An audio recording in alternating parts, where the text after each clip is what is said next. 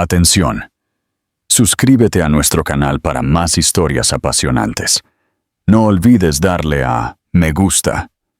Esta historia contiene temas de traición, arrepentimiento y el desafiante viaje hacia la redención. Se recomienda discreción al lector. El día en que estaba a punto de perder la mitad de su imperio, la esposa embarazada del multimillonario Damián Serrano. Leonor desapareció sin dejar rastro. La policía no tenía pistas, sus abogados estaban impotentes, y en la sala del tribunal, su amante Isabel apenas podía contener su sonrisa triunfante. Todos asumieron que Leonor había huido, una mujer rota empujada al límite, pero todos se equivocaron. Porque la carta que llegó días después no era una nota de rescate, ni un adiós. Era una declaración de guerra, que revelaba un secreto tan devastador que no solo expondría a la amante, sino que amenazaría con quemar por completo el mundo de Damián Serrano. El aire en la sala del tribunal de la honorable jueza Mariana Toledo era tan denso que se podía cortar. Era el tipo de silencio sofocante que precede a una tormenta, pesado por lo no dicho, crepitando con anticipación. Damián Serrano, un hombre cuyo nombre era sinónimo de adquisiciones corporativas despiadadas y rascacielos madrileños que arañaban las nubes, sintió una gota de sudor recorrer su sien. Él nunca sudaba. Estaba sentado en la mesa del acusado, flanqueado por un equipo de abogados que parecían tallados en granito y ambición. Sus trajes costaban más que el coche promedio, pero hoy no ofrecían consuelo.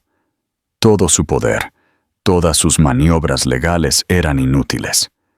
Al otro lado de la sala, la silla de Leonor estaba vacía. Era más que vacía. Era un vacío, un agujero que succionaba toda la certeza de la sala. Leonor, su esposa de 5 años, embarazada de 7 meses de su hijo, se había ido. La audiencia estaba programada para las 9, tamilla en punto. Eran las 9:47. La jueza Toledo, una mujer con una temible reputación de puntualidad y una mirada fulminante, lo miró desde su estrado. «Señor Salas», dijo con voz peligrosamente tranquila, dirigiéndose al abogado de Leonor. «¿Tenemos alguna novedad sobre el paradero de su cliente?» Roberto Salas, un hombre cuyo comportamiento normalmente compuesto estaba deshilachado por los bordes, se puso de pie tembloroso. «No, su señoría. No hemos podido contactar a la señora Serrano desde anoche. Su teléfono va directamente al buzón de voz. No está en su residencia. Estamos profundamente preocupados». Damián sintió un destello de irritación, agudo e inoportuno. ¿Preocupados? Leonor estaba jugando. Tenía que ser eso.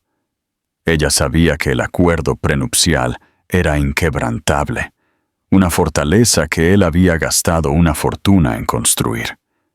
Tenía derecho a un acuerdo generoso, por supuesto, pero no a la parte que había exigido. El 50% de Serrano Industries, la empresa que era más su hijo que el que crecía en su vientre. Este acto de desaparición era una estratagema teatral desesperada para ganarse la simpatía y retrasar lo inevitable. Se arriesgó a mirar hacia atrás.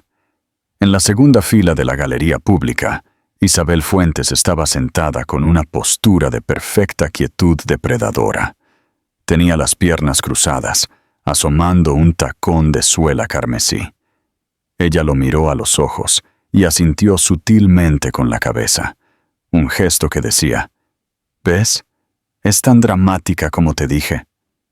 Y luego la comisura de sus labios exquisitamente pintados se curvó en una débil sonrisa cómplice. Esa sonrisa era para él. Era un secreto compartido, una confirmación de su narrativa. Leonor, la esposa frágil y emocionalmente inestable, finalmente cediendo bajo la presión. Isabel era el futuro, elegante, sencilla y apoyando a su hombre. Los últimos 6 meses habían sido un torbellino vertiginoso de ese futuro. Él había conocido a Isabel en una inauguración de galería. «Soy curadora», había dicho, con un ojo para el arte disruptivo. También era una fuerza de la naturaleza, con ojos color whisky y una risa que podía desarmar a una junta hostil. Ella lo veía no como un esposo o un futuro padre, sino como Damián Serrano, el titán. No quería suavizar sus aristas, quería afilarlas. La aventura había comenzado como un escape embriagador y rápidamente se había convertido en una adicción. Contarle a Leonor había sido lo más difícil que había hecho en su vida. Recordaba la expresión de su rostro, no de furia ardiente, sino de una profunda y devastadora decepción. Ella se había quedado tan quieta, sus manos descansando protectoramente sobre su vientre hinchado. «Entiendo», había susurrado su voz, vacía. «¿Y el niño?» «El niño tendrá provisiones, Leonor. Tú tendrás provisiones, generosamente». «Provisiones», repitió ella, las palabras con un sabor a ceniza, como un activo a gestionar. Desde ese momento, la mujer que él creía conocer, la bibliotecaria amable y compasiva con la que se había casado, la mujer que organizaba galas benéficas y le leía poesía en la cama, había sido reemplazada por una determinación tranquila y férrea que él nunca había visto. Contrató a Roberto Salas, un perro de presa de los abogados de divorcios, y desafió el acuerdo prenupcial. Quería la mitad, no para ella, afirmaba, sino para el niño, para asegurar su legado. La voz de la jueza Toledo cortó los pensamientos de Damián, devolviéndolo al humillante presente. Dadas las circunstancias inusuales y la posibilidad de que su esposa sea una persona desaparecida, no tengo más remedio que posponer esta audiencia. Sin embargo, permítame ser clara. Se inclinó hacia adelante, sus ojos clavándolo en su silla. Si se descubre que esto es una artimaña, una manipulación del tiempo y los recursos de este tribunal, las consecuencias para la parte responsable serán graves. La acusación tácita de que él podría estar detrás de ello flotó en el aire. Los medios, que ya merodeaban como buitres, se darían un festín. «El tribunal aplaza la sesión por 2 semanas», declaró, golpeando el mazo con una solemnidad que resonó en la sala en silencio. Mientras la jueza se retiraba, el abogado principal de Damián, Marcos Bravo, se inclinó. «Esto es malo, Damián. Esto es una pesadilla de relaciones públicas».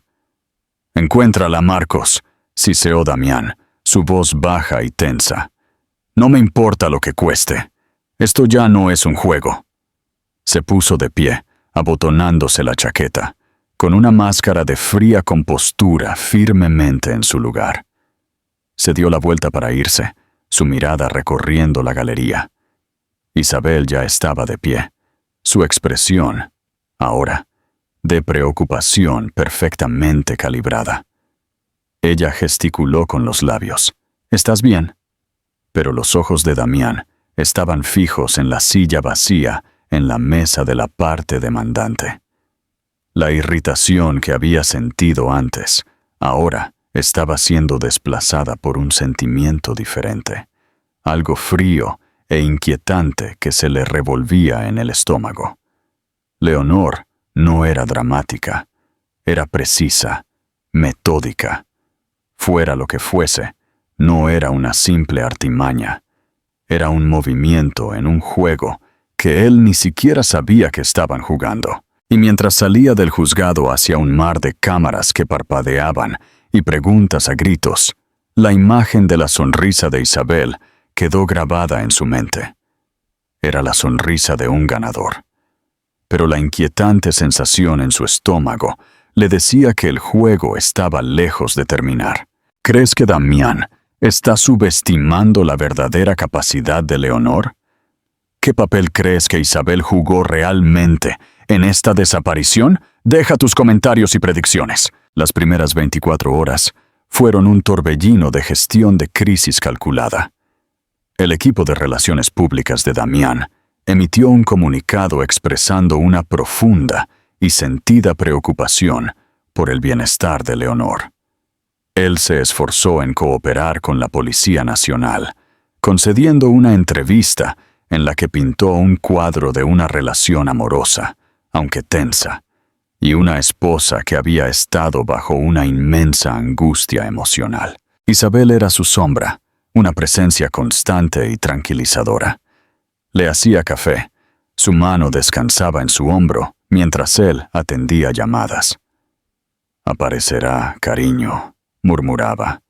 «Probablemente se ha registrado en un balneario en los Pirineos, acumulando gastos con tu Amex para fastidiarte». Era plausible.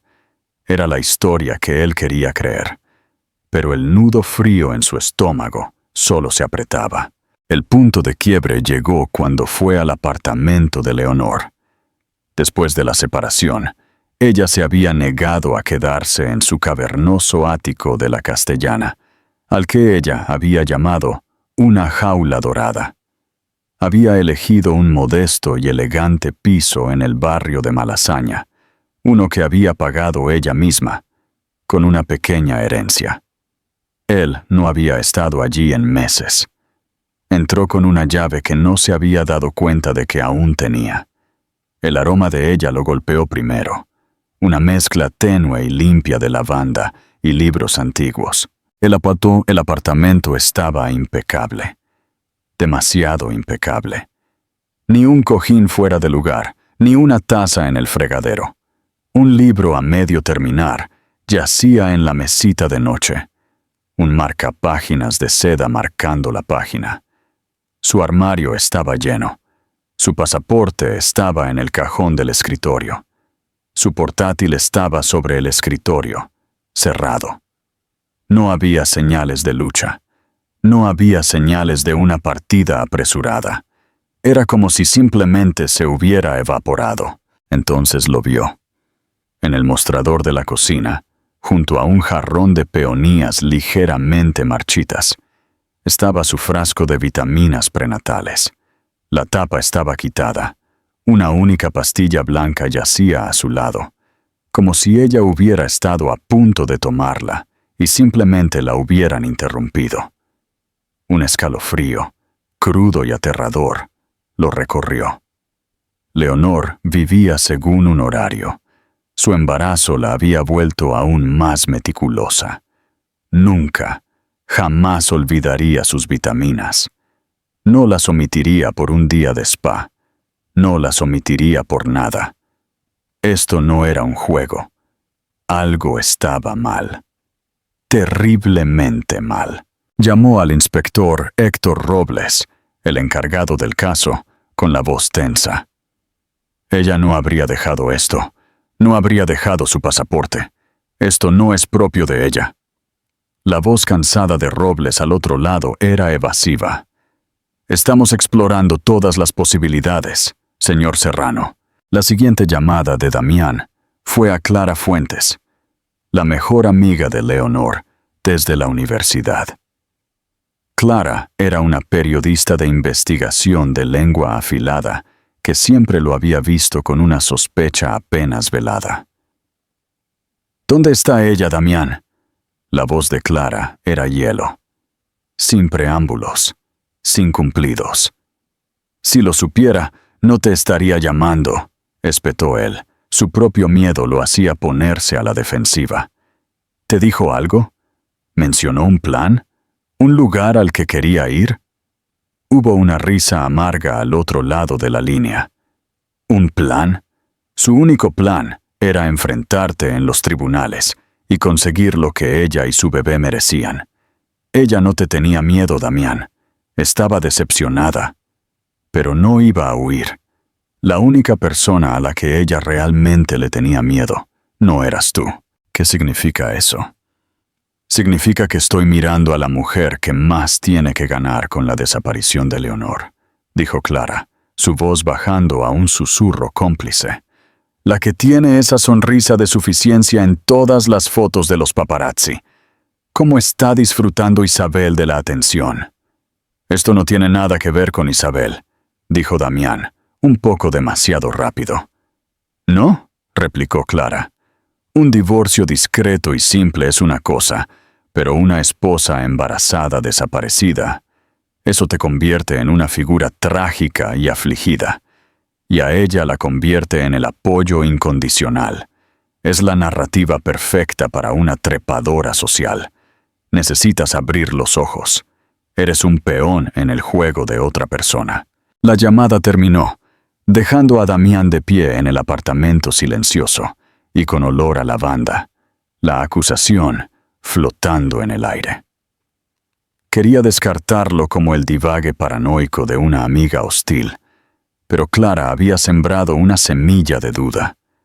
Pensó en las últimas semanas, las constantes tranquilizaciones de Isabel, sus sutiles indirectas sobre la inestabilidad de Leonor, su perfecta coartada para la noche en que Leonor desapareció, una gala benéfica donde había sido fotografiada con una docena de concejales.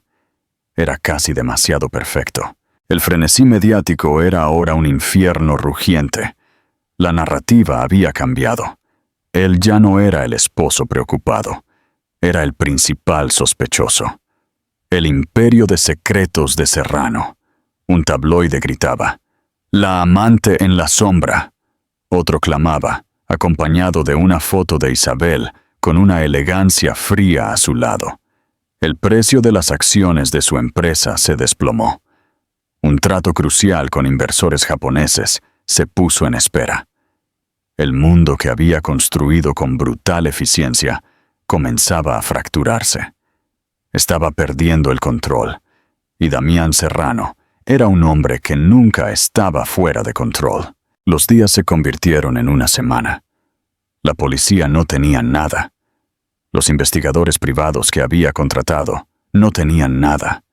Leonor había desaparecido de la faz de la tierra. La ciudad, que una vez se había sentido como su reino, ahora se sentía como una prisión. Cada mirada de un extraño, un juicio, estaba en la oficina de su casa, un santuario con paredes de cristal, con vistas al Parque del Retiro, cuando su asistente lo llamó. «Señor, un mensajero acaba de entregarle una carta. Es de los despachos de Salas, Bell y Asociados». El corazón de Damián martilleó contra sus costillas. Salas, el abogado de Leonor. Esto era todo. Una nota de rescate, una lista de demandas. Algo, cualquier cosa, tráela, ordenó. El sobre era grueso, de color crema y formal.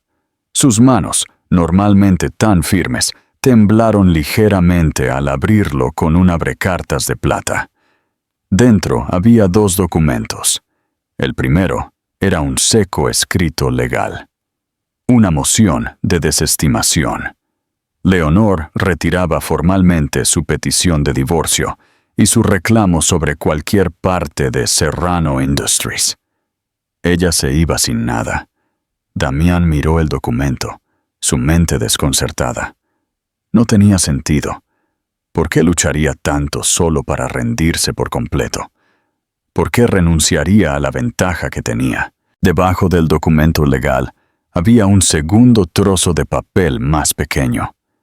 Era el mismo papel de color crema, doblado por la mitad.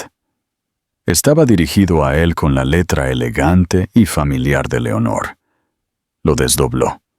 El mensaje era solo una frase, pero al leer las palabras, el suelo pareció desvanecerse bajo sus pies, y todo el misterio de su desaparición fue reemplazado por uno nuevo, mucho más aterrador. La nota decía: «Celo de Arturo Vargas. Perdóname por lo que tengo que hacer. Arturo Vargas». Un nombre que no había oído ni pronunciado en 15 años. Un nombre enterrado tan profundamente en los cimientos de su imperio que se había convencido a sí mismo de que ya no existía. Un fantasma. Leonor no podía saberlo. Era imposible. Miró de la nota a la ventana, a la extensa ciudad que llevaba su nombre. El reflejo que lo miraba era un extraño. Un hombre pálido y atormentado. Las palabras de Clara resonaron en sus oídos. «Eres un peón en el juego de otra persona». Se había equivocado tanto. Esto no era sobre el divorcio, no era sobre el bebé, ni el dinero, ni siquiera la aventura. Era sobre un fantasma. Y Leonor no había huido de él. Había huido para protegerlo o para exponerlo. No sabía qué era peor. ¿Crees que el secreto de Damián está realmente conectado con Isabel? Leonor está tratando de protegerlo o exponerlo. Deja tus comentarios y pronósticos. Arturo Vargas no era un fantasma. Era una nota a pie de página borrada intencionadamente de la historia oficial de Serrano Industries. Hace 15 años, Damián había sido un joven y voraz emprendedor con más ambición que capital. Arturo Vargas era un brillante pero comercialmente ingenuo ingeniero de software que había desarrollado un algoritmo logístico revolucionario. Era la clave, el motor mismo que más tarde impulsaría la red de envíos globales de Damián. Arturo tenía el genio. Damián tenía la visión y la crueldad. Fueron socios brevemente, un acuerdo de apretón de manos, un sueño compartido esbozado en servilletas de cóctel. Pero Damián había encontrado una laguna en su acuerdo informal. Había asegurado financiación, creado una sociedad instrumental y patentado legalmente el algoritmo a su propio nombre, excluyendo a Arturo por completo. Arturo había amenazado con demandar, pero era un desarrollador, no un luchador. Carecía de los recursos y el estómago para una guerra legal prolongada contra la máquina que Damián estaba construyendo. Había aceptado un mísero acuerdo, dinero para callar en realidad, y se había desvanecido en la oscuridad. Damián había oído años después que Arturo había muerto de un ataque al corazón, un hombre roto y amargado. La culpa había sido una pequeña y manejable piedra en su zapato, fácilmente ignorada mientras avanzaba por el escenario mundial. Ahora esa piedra era una roca que le aplastaba el pecho. Celo de Arturo Vargas. ¿Cómo? ¿Cómo podría Leonor, su amable y literata Leonor, haber desenterrado un secreto enterrado durante una década y media? Su mente, entrenada para ver patrones en los datos de mercado y las estructuras corporativas, comenzó a acelerarse, buscando desesperadamente una conexión. Sacó el archivo del equipo de seguridad sobre Leonor, sus amigos, su familia, sus obras de caridad favoritas, su historial de búsqueda en línea del último año. Nada. Todo eran libros, arte, filantropía y, más recientemente, obstetricia y muebles de bebé. Luego sacó el archivo de Isabel. La había investigado, por supuesto, cuando las cosas se pusieron serias. Isabel Fuentes. Nacida en Madrid. Título de Historia del Arte por la Complutense. Una estrella en ascenso en la despiadada escena artística madrileña. Sin antecedentes penales. Sin conexiones sospechosas. Sus finanzas estaban limpias. Venía de medios modestos. un hecho que usaba a su favor, presentándose como una mujer hecha a sí misma. Era parte de su encanto. Fuentes. El nombre le gritó desde la página. ¿Cómo se le había pasado? Era un apellido bastante común, una coincidencia. Tenía que serlo. Empezó a indagar más a fondo, yendo más allá de la somera comprobación de antecedentes de su equipo de seguridad, utilizando sus propios y formidables recursos.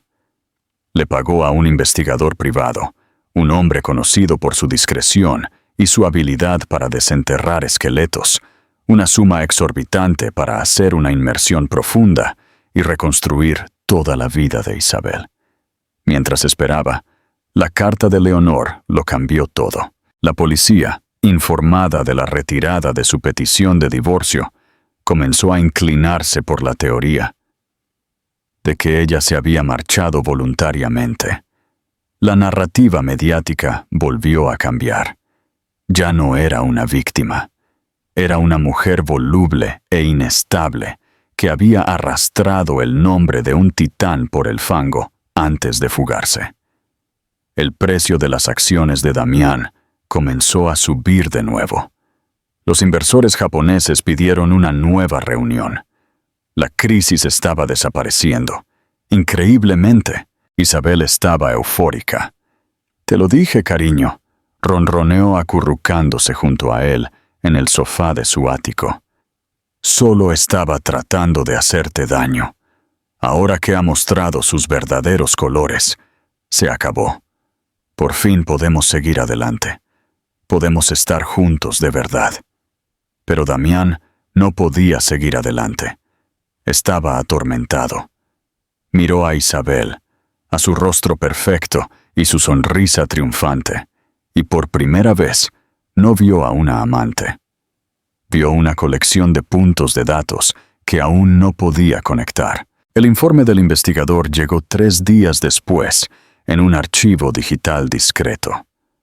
Damián lo abrió en plena noche, con las luces de la ciudad parpadeando abajo como una audiencia silenciosa e indiferente. Las primeras páginas confirmaban la historia oficial. Yale, las galerías, el ascenso en la escala social. Pero luego llegaron los registros sellados que el investigador había abierto. Registros juveniles, documentos judiciales de familia. Isabel Fuentes había nacido como Isabel Vancescu.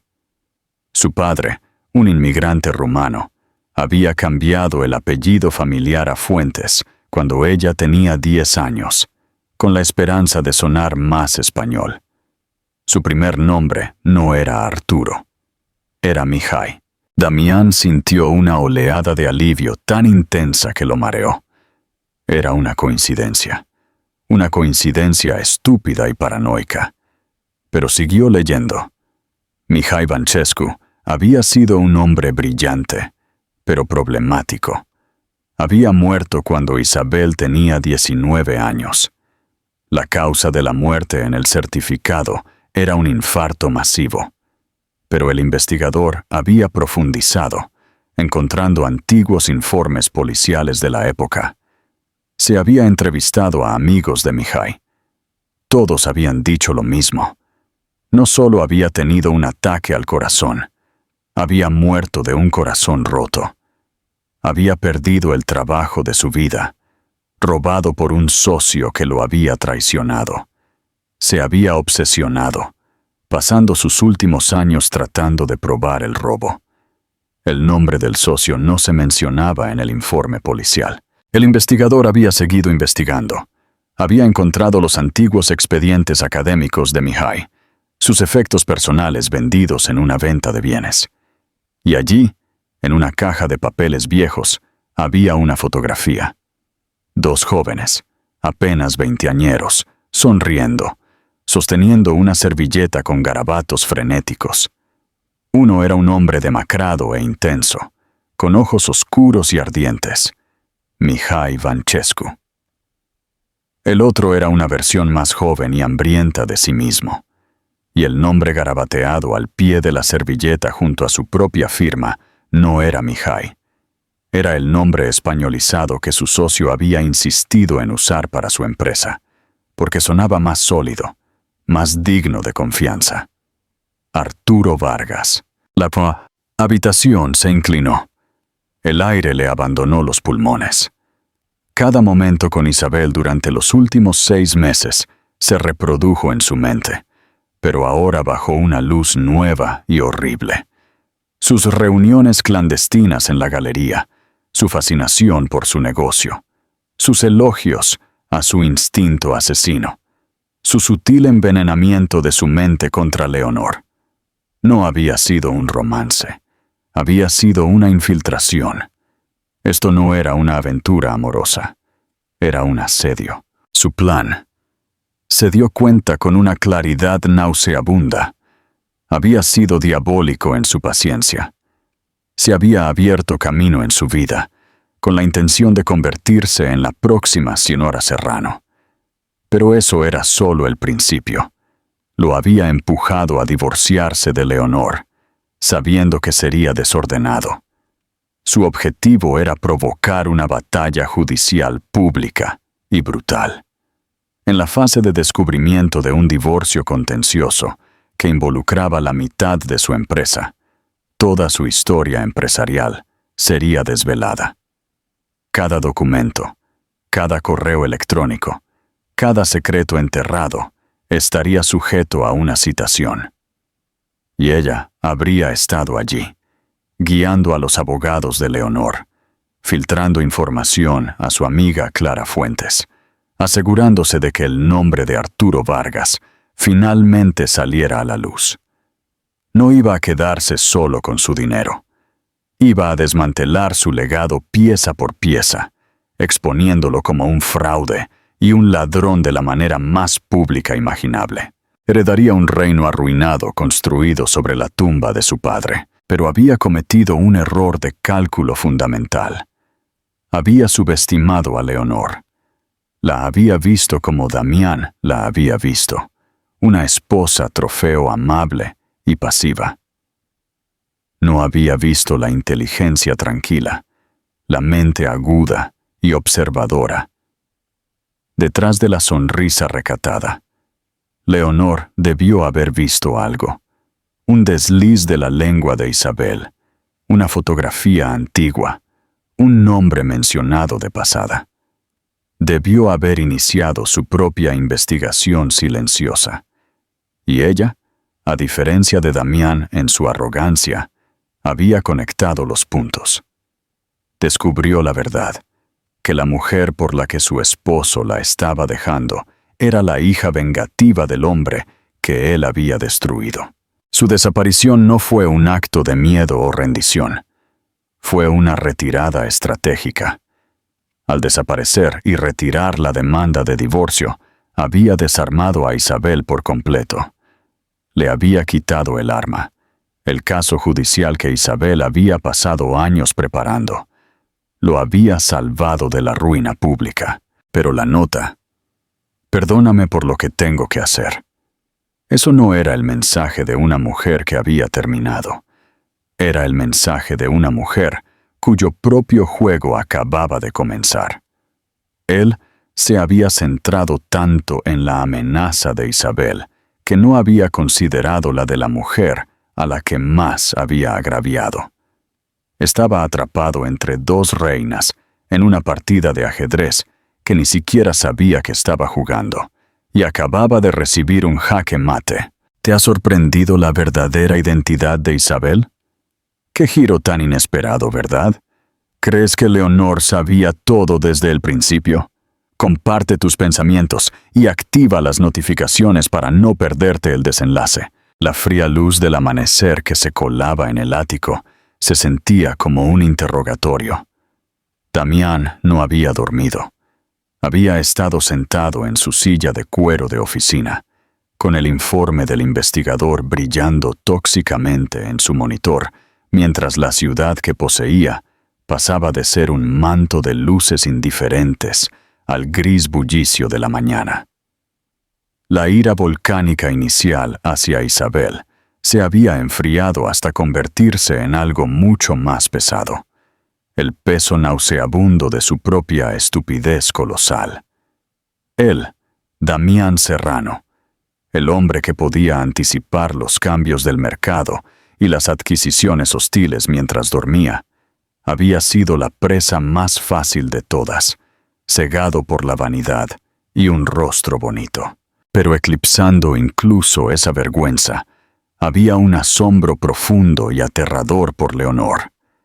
La mujer tranquila, a la que había desestimado como un accesorio intelectual decorativo de su vida, había demostrado ser una gran maestra de un juego del que ni siquiera se había dado cuenta de que estaba jugando. Ella había visto el tablero, anticipado el jaque mate y sacrificado a su reina para salvar a un rey inútil. Necesitaba ver a Isabel, no solo para desterrarla, sino para entender.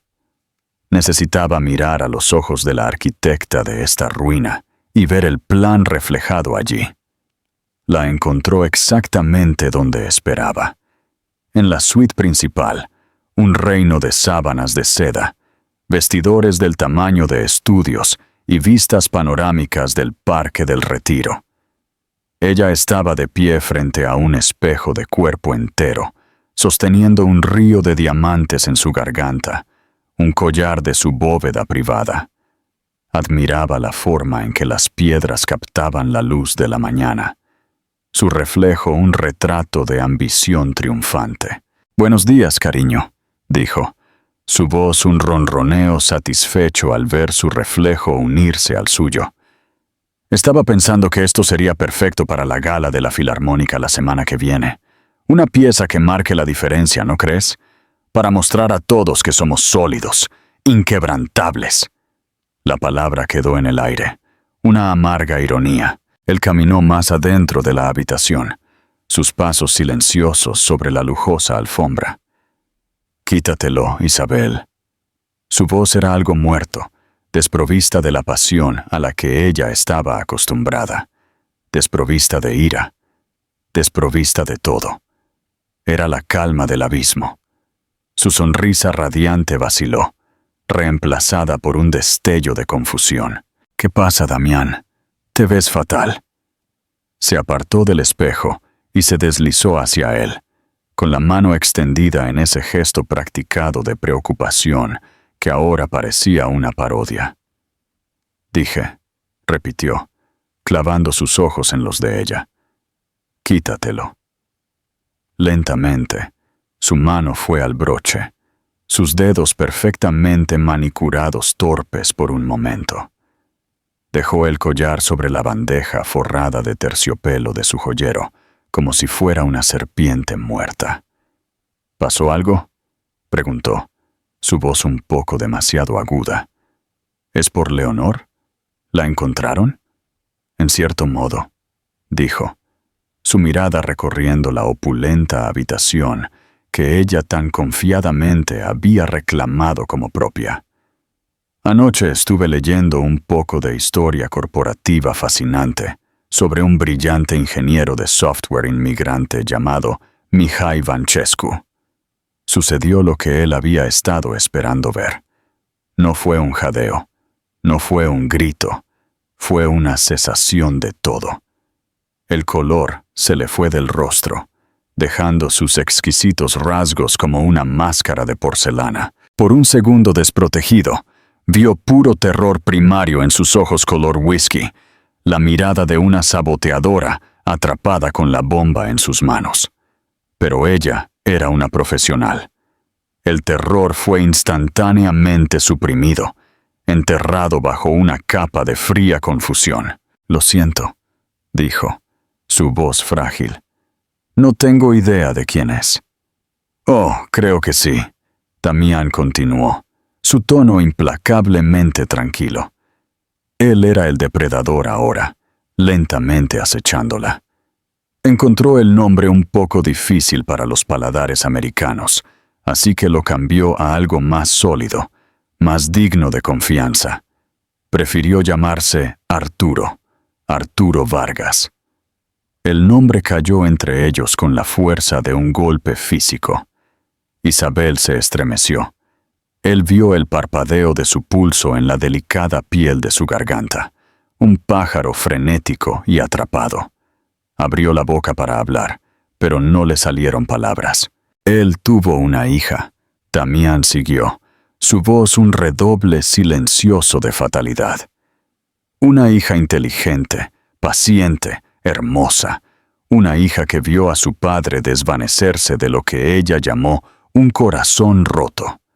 Una hija que decidió dedicar toda su vida adulta a un único y elegante propósito: vengarlo. Ella encontraría al hombre al que consideraba responsable. Lo estudiaría, aprendería sus debilidades, su ego, sus apetitos, se infiltraría en su vida, se convertiría en su confidente, su amante. Lo empujaría a divorciarse de su tranquila y modesta esposa, sabiendo que la batalla judicial sería un baño de sangre. Hizo una pausa, dejando que las palabras calaran. Y en ese baño de sangre, durante el descubrimiento, todos los viejos secretos saldrían a la luz. La verdad sobre su padre. La verdad sobre la fundación de la empresa. No solo se quedaría con su dinero. Le destriparía su legado. Salaría la tierra donde su nombre una vez estuvo y se pararía sobre las ruinas, finalmente vindicada. Dejó que el silencio se extendiera, observando el colapso. Es un plan brillante, de verdad, una obra maestra de venganza a largo plazo. El único problema es que subestimó a la esposa, la bibliotecaria tranquila y amable. Nunca imaginó que la esposa sería lo suficientemente inteligente como para darse cuenta de todo por sí misma. Y con un solo movimiento, desapareciendo y retirando la demanda, se llevó todo el juego del tablero. La máscara había desaparecido.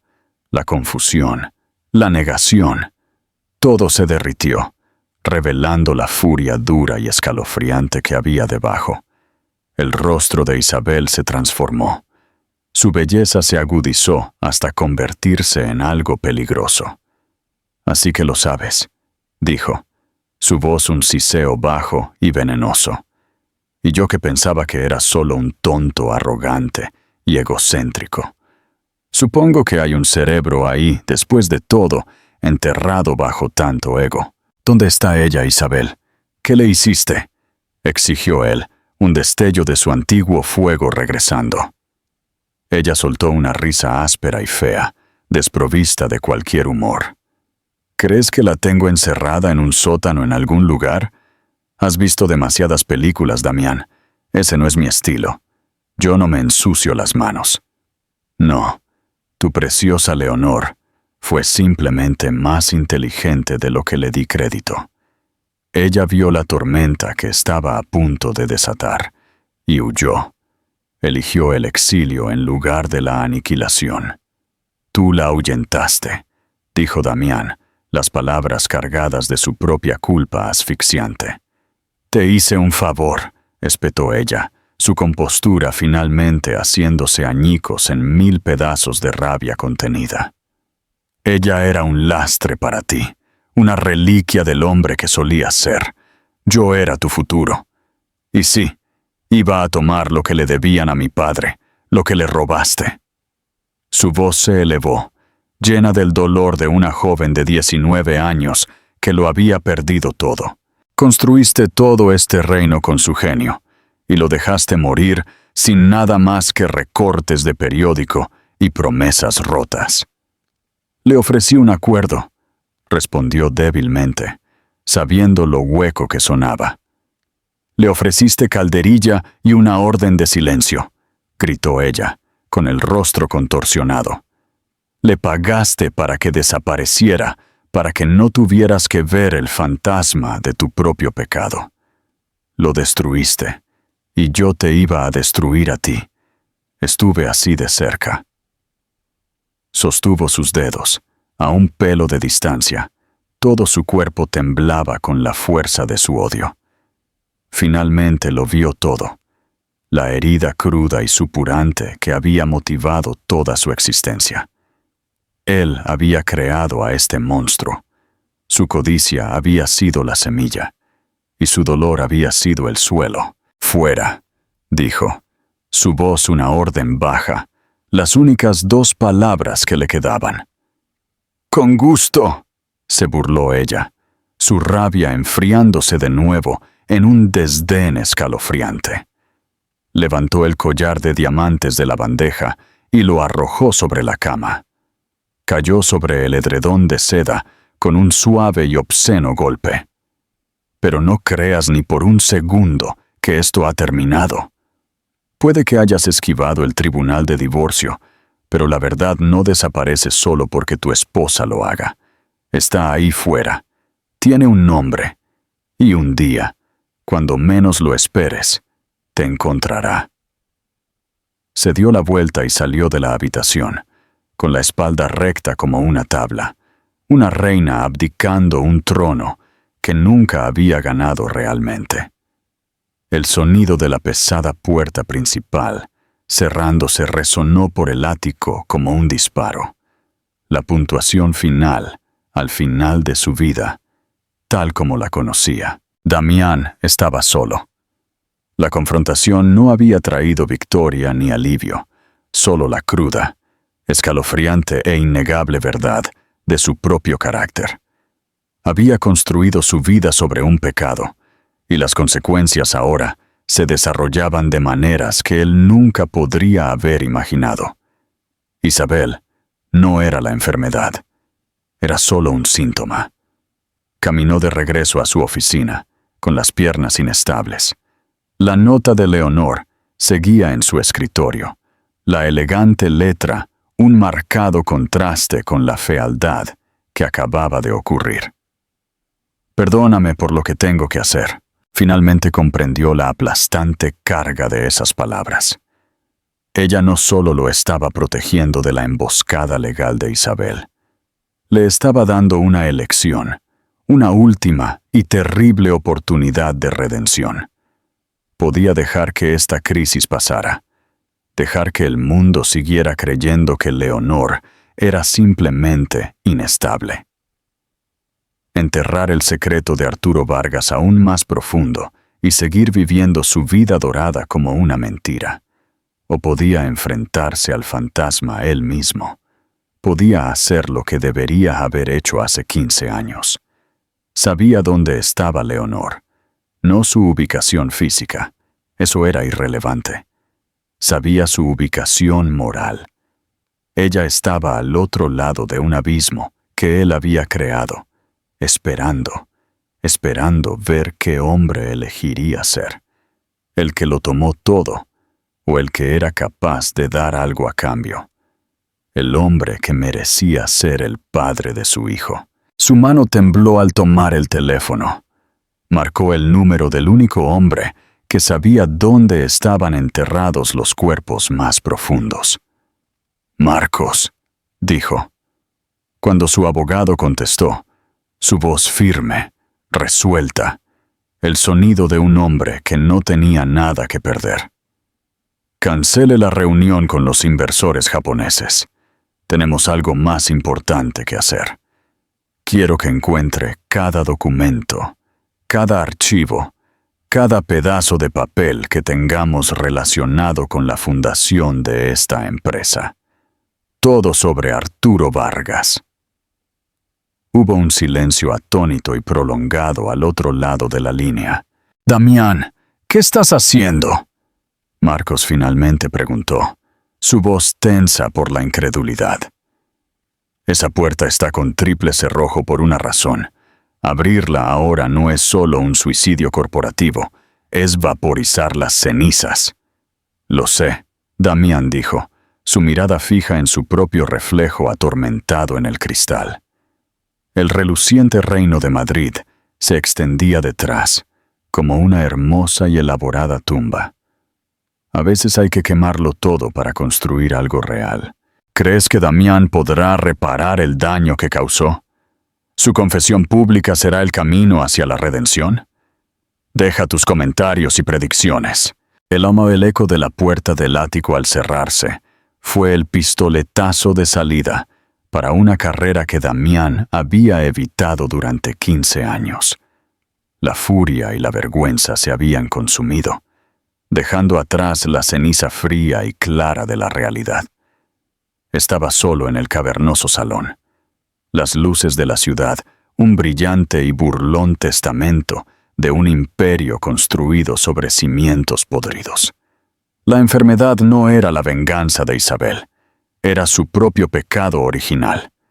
La nota de Leonor yacía en el escritorio donde la había dejado. Perdóname por lo que tengo que hacer. Finalmente comprendió el peso aplastante de esas palabras. Ella no solo lo había salvado de la emboscada legal de Isabel, le había entregado el martillo del arquitecto, dándole la opción de reforzar la fachada de su vida o derribar toda la estructura corrupta. Ella no solo lo estaba salvando, lo estaba desafiándolo a ser el hombre con el que ella creía haberse casado, el hombre que su hijo merecía como padre. Durante una hora larga y agonizante, luchó con los fantasmas de su pasado y el aterrador espectro de su futuro. Los instintos que lo habían convertido en multimillonario le gritaban: entiérralo, paga a Isabel, crea una nueva narrativa, usa tu poder. El poder había sido su escudo, su espada, su religión. Dejarlo voluntariamente se sentía como una muerte propia. Vio los rostros de los miembros de su junta, las sonrisas burlonas de sus rivales, la decepción de los inversores que habían apostado por su despiadada marca de éxito. Perder su respeto se sentía como perder oxígeno. Pero luego vio el rostro de Arturo Vargas de la fotografía, demacrado, intenso, lleno de un genio que él había saqueado. Y vio a Leonor, su mano descansando sobre su estómago, su tranquila decepción, un juicio mucho más condenatorio que el de cualquier tribunal. Él había gestionado activos, gestionado riesgos, gestionado personas, pero había fracasado catastróficamente en gestionar su propia alma, su decisión. Cuando llegó no fue un rayo de claridad moral, sino una rendición tranquila y sombría. Tomó el teléfono y llamó al único hombre que lo había ayudado a construir y proteger la mentira durante más de una década. Marcos Bravo llegó en una hora, con su maletín lleno de contraestrategias y planes de control de daños. Encontró a Damián no en su oficina, sino de pie frente a las ventanas de suelo a techo, con un aspecto menos de rey y más de hombre al borde del precipicio. Ya he redactado una declaración, comenzó Marcos. Todo negocios. Pintaremos a Leonor como trágicamente inestable, pero finalmente arrepentida. Podemos solicitar una curaduría, proteger sus activos de cualquier futuro episodio. Damián se apartó de la ventana. No, Marcos, esto es un regalo. Ella se fue. Necesitamos asegurar esto antes de que cambie de opinión. No lo hará, dijo Damián en voz baja. Esto nunca fue por el dinero. Caminó hacia el bar, sirvió 2 whiskies y le entregó uno a su abogado.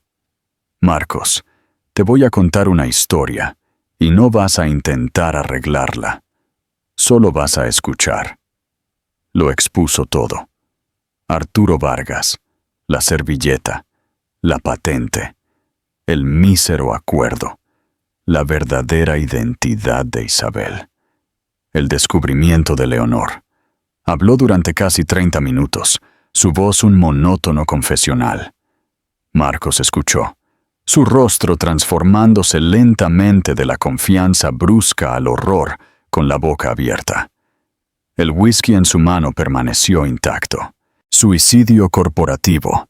Marcos finalmente susurró cuando Damián terminó. No era una advertencia esta vez, sino un diagnóstico.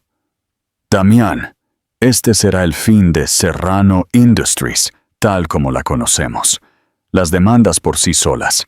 No estamos hablando solo del patrimonio de Vargas. Cada competidor al que hayas aplastado usará esto como palanca. Cada contrato estará bajo revisión. Serás radioactivo. Lo sé, dijo Damián. Hay otras maneras, insistió Marcos, su mente legal acelerada. Encontramos a Isabel. La hacemos firmar el acuerdo de confidencialidad del siglo. Creamos un fideicomiso para ella de forma anónima. Enterramos esto tan profundo que nadie lo encontrará jamás. Todavía podemos controlar esto. Control. Damián saboreó la palabra. Era la base de toda su vida. Mira a dónde me llevó el control, Marcos. Me convirtió en un blanco para una mujer consumida por el odio y en un extraño para la mujer que llevaba a mi hijo. He terminado con el control. Quiero la verdad. La palabra sonó extraña en su propia lengua. Las siguientes 2 semanas fueron una demolición controlada. La junta directiva fue convocada para una reunión de emergencia. Damián entró en la sala y no vio colegas, sino depredadores que olían la sangre. Antes de que pudieran deponerlo, anunció su plan. El pandemonio estalló. Gritos de traición, locura, en negligencia fiduciaria resonaron en las paredes de caoba. Él se mantuvo firme, capeando la tormenta, sintiéndose extrañamente ajeno a su furia. Era el sonido de un mundo al que ya no pertenecía. Trabajó con un nuevo equipo legal, uno especializado en ética y restauración, no en guerra corporativa. Su tarea no era ocultar su historia, sino excavarla meticulosamente. Pasó horas encerrado, examinando documentos amarillentos, archivos digitales y correos electrónicos antiguos. Encontró la solicitud original de patente, su propia firma arrogante al pie. Encontró la transferencia bancaria del acuerdo de Arturo, una cantidad tan insultante que le produjo náuseas. Cada documento era un clavo en el ataúd del hombre que solía ser. El día de la conferencia de prensa llegó gris y con llovizna. Estaba detrás del escenario, observando cómo la sala se llenaba de los tiburones de los medios. Sintió un temblor de puro terror. El viejo Damián habría salido con una armadura de desafío. El nuevo se sentía despojado. Su única protección, la verdad fea y sin adornos. Caminó hacia el podio. 1000 cámaras destellaron, una constelación cegadora de juicio. Se inclinó hacia el micrófono, su voz tranquila pero clara. Buenos días. No estoy aquí hoy para hablar de precios de acciones o ganancias trimestrales. Estoy aquí para corregir el registro, no solo de las últimas semanas, sino de los últimos 15 años. Les contó todo. No se guardó nada. Pintó un retrato de un joven cuya ambición se había convertido en avaricia. Pronunció el nombre de Arturo Vargas con una reverencia que dejó a la sala en silencio. Confesó en términos crudos y simples que la base de su empresa era un robo. El legado de un hombre no son los edificios que llevan su nombre, dijo Damián, su voz quebrándose por primera vez, sino las vidas que toca. Destruí un legado para construir el mío propio. Hoy, eso se detiene. Anunció la disolución de su control personal sobre Serrano Industries y la creación de la Fundación Arturo Vargas para la Innovación Ética, dotada con la mayor parte de su fortuna personal. Cedió la patente central, el motor de su riqueza, a la Fundación para Uso Público. En efecto, estaba regalando su reino. No esperó preguntas, simplemente dijo, «Gracias», y se bajó del escenario, dejando un incendio a su paso. Su siguiente acto de penitencia fue el más personal. Fue a ver a Isabel. No llamó.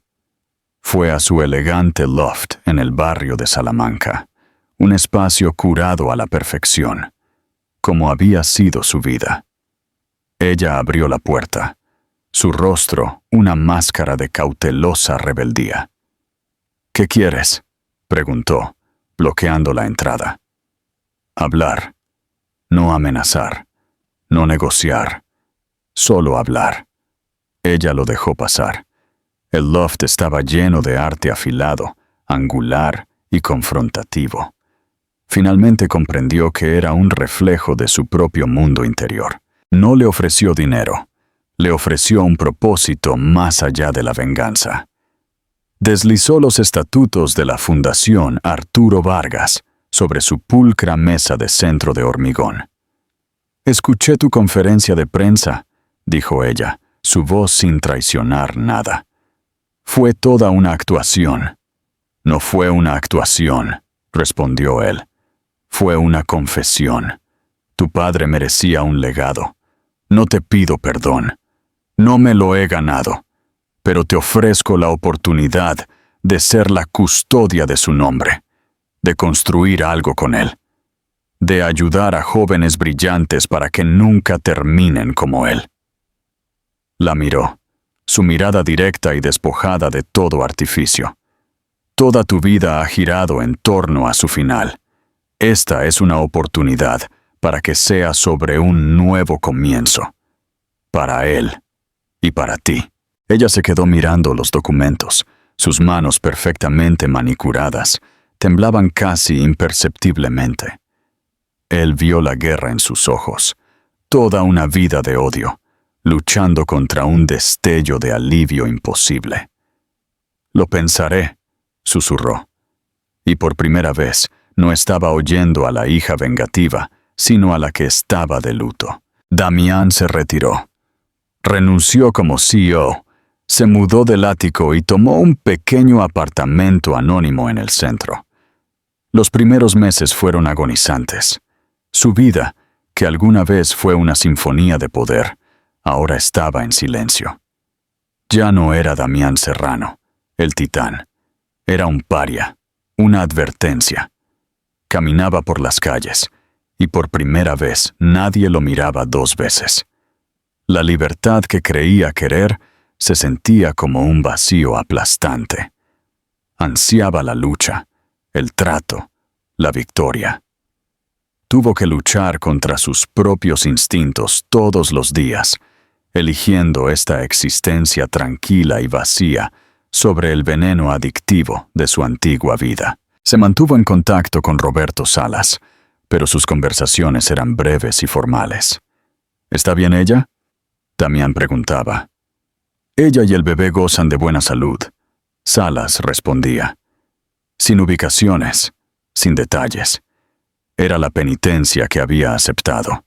Tenía que ganarse su lugar en la vida de ese niño, y sabía que aún le quedaba un largo camino por recorrer. El otoño dio paso al invierno. La ciudad se enfrió.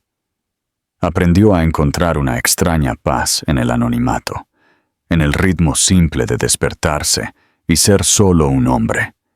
Leía libros, los tipos de libros que le gustaban a Leonor. Visitaba museos. Estaba aprendiendo un nuevo idioma, el idioma de una vida vivida sin la necesidad de conquistar.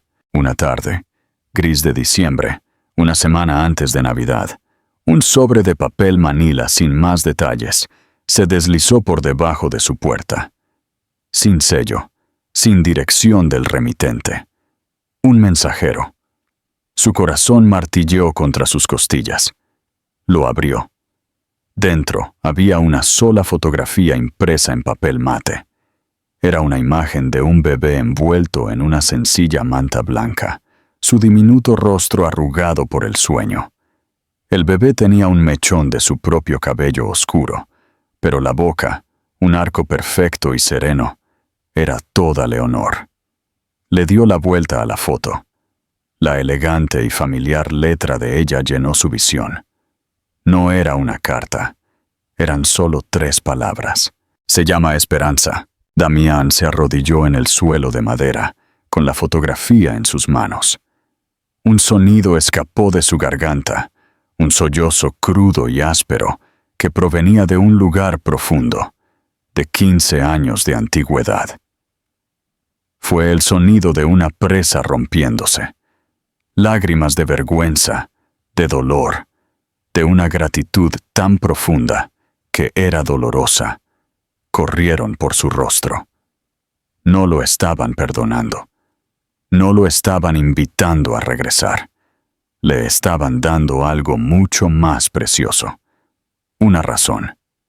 Miró de la foto del diminuto niño dormido a la ventana de su pequeño y sencillo apartamento.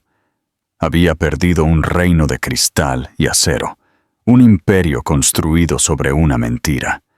Y en su lugar, en esta única pequeña fotografía, le habían entregado el mundo entero.